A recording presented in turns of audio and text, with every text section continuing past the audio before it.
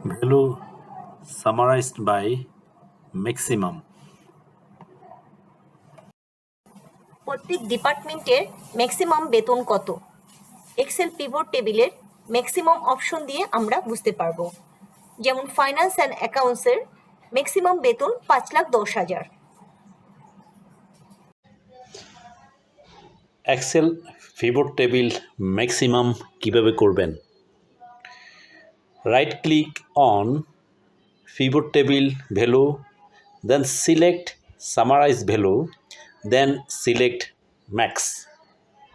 তাহলে আপনি প্রত্যেকটা ডিপার্টমেন্টের ম্যাক্সিমাম স্যালারি পাবেন। যেমন এইখানে এইচআর ডিপার্টমেন্টের maximum salary 3,06,000। Pivot table maximum এর একটি ভিডিও দেখি।